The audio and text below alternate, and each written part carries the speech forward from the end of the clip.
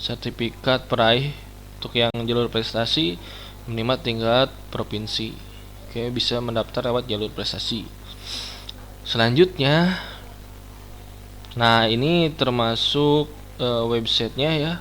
Kalian bisa daftar di pmb.unsil.ac.id/mandiri. Ya, nanti juga akan admin coba jelaskan mengenai cara pendaftarannya gitu ya, panduannya. Lanjut ya. Nah, ini tanggalnya.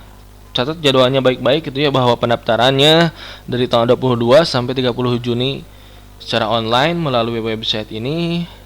Dan juga teman-teman pelaksanaannya ada selang 5 atau 6 hari, pelaksanaannya 5 sampai 10 Juli ya.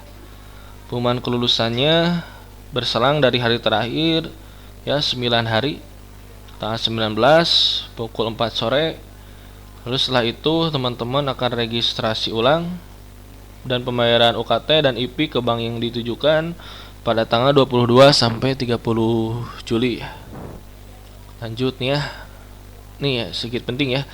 Nah, untuk menentukan kalian itu tes kemampuan akademiknya Sosum atau Saintek. Nah, ini program studi yang sudah dikelompokkan sesuai dengan kelompok Saintek dan Sosum.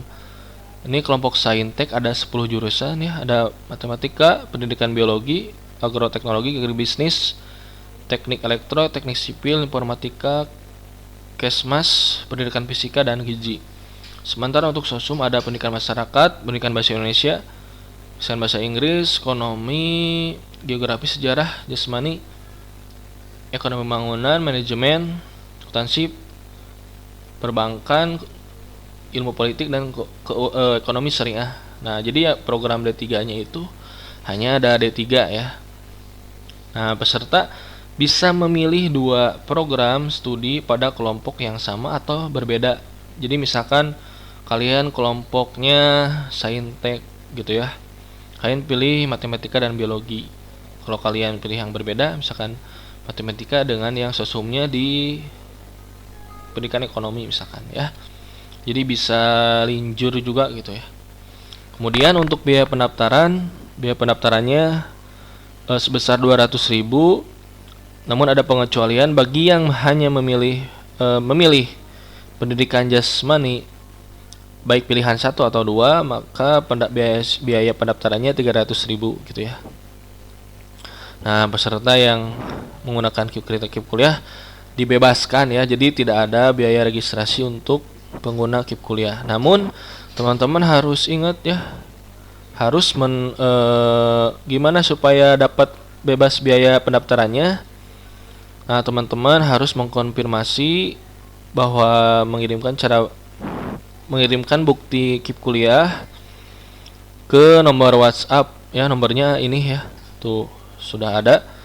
Ingin kalian hubungi sebelum daftar, kalian hubungi dulu gitu ya di jam kantor ya, Senin sampai Jumat pada jam 8 sampai jam 3 sore. Nah, lalu gimana sih cara bayarnya ya? Nah, biaya pendaftaran dapat dibayarkan ke Bank BTN ya, hanya ke Bank BTN berarti, dengan menyerahkan nomor formulir pendaftaran. Jadi nanti kalian setelah mengisi di link pendaftarannya, kalian akan mendapatkan nomor formulir pendaftaran, dan kalau kalian ingin bayar, kalian tinggal ke Bank BTN. Oke. Tata cara pembayarannya dapat dilihat di link ini. Nanti akan admin jelaskan di di tutorial untuk di panduan pendaftaran. Nah, lalu ada penjelasan pendaftaran atau biaya pendaftaran sudah dibayarkan, tidak dapat ditarik kembali dengan alasan apapun gitu ya. Nah, UKT nih, UKT. Jadi uang kuliah tunggal itu di perguruan tinggi negeri. Jadi sistem pembayarannya adalah UKT. Hanya uang kuliah tunggal gitu, satu kali bayar di setiap semesternya. Ditentukan berdasarkan ekonomi mahasiswa, orang tua mahasiswa, atau pihak lain gitu ya. Jadi ada dari kelompok 1 sampai ke 8 yang besarnya sesuai ketentuan yang berlaku ya. Lalu untuk yang KIP kuliah, kriteria khusus KIP kuliah. Nah, UKT ditanggung pemerintah ya. Jadi tidak harus bayar apapun. Lalu untuk yang tahfidz prestasi, UKT-nya ditetapkan berdasarkan kemampuan ekonomi mahasiswa. Nah, namun mulai kelompok 1 sampai dengan kelompok 3 ya. Lalu IP, iuran pengembangan institusi. Jadi ini sudah ditetapkan berdasarkan SK rektornya. Teman-teman bisa lihat ya, ini ada yang dari mulai 5 juta dan juga 10 juta dan 15 juta. Tergantung jurusan yang kalian diterima nanti gitu ya. Misalkan kalian pilihan 1 dan pilihan 2-nya beda gitu ya. Misalkan keuangan dan perbankan pilihan 1 5 juta, namun kalian di pilihan keduanya memilih agroteknologi 15 juta. Jadi itu baru sebatas pilihan. Nah, biaya besaran IP yang akan kalian bayar itu berdasarkan jurusan yang ketika nanti waktu kelulusan kalian diterima. Oh, ternyata diterimanya di keuangan dan perbankan misalkan. Berarti IP yang harus dibayarkan itu sebesar 5 juta. Oke. Lanjut. Nah, ada keterangan juga. Jadi ini IP ini dibayarkan hanya 1 kali. Jadi pas awal kalian masuk gitu ya, dengan program studi yang diterima tuh ya, berdasarkan tabel di atas. Jadi kecuali peserta KIP kuliah. Jadi KIP kuliah dari biaya pendaftaran, UKT, IP itu tidak ada yang harus dibayarkan. Oke. Dan juga buat yang KIP kuliah juga mendapatkan uang saku gitu ya per bulannya. Nah, UKT dan IP yang telah dibayarkan tidak dapat dikembalikan dengan alasan apapun. Misalkan kalian udah keterima di Unsil ya, udah registrasi ulang, udah bayar IP dan UKT. Oh, ternyata ingin keluar, tiba-tiba ingin keluar, atau kurang nyaman kuliahnya, baru juga beberapa hari gitu kuliah. Itu IP dan UKT-nya tidak bisa ditarik kembali gitu kalau misalkan sudah dibayarkan. Lalu jadwal UTBK itu ketika teman-teman sudah mendaftar, sudah bayar, untuk jadwalnya itu akan tercantum di kartu ujian. Ya, kartu ujiannya akan muncul nanti setelah teman-teman mengisi semua alur pendaftaran dan pembayarannya. Lalu laman resminya ini ya, untuk seleksi mandiri di website resminya.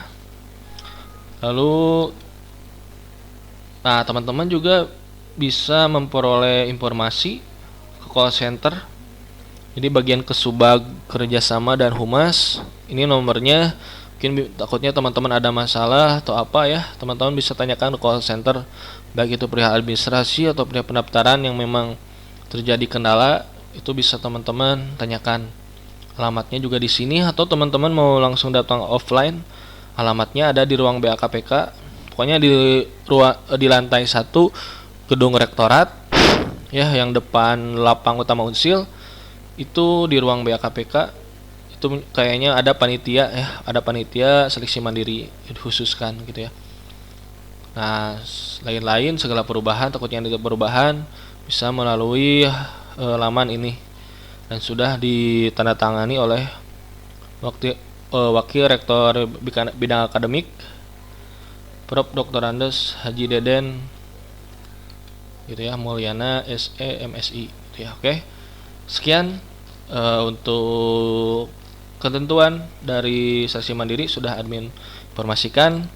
Nanti untuk panduan pendaftaran dan cara daftarnya akan admin bikin di versi konten yang lain. Oke.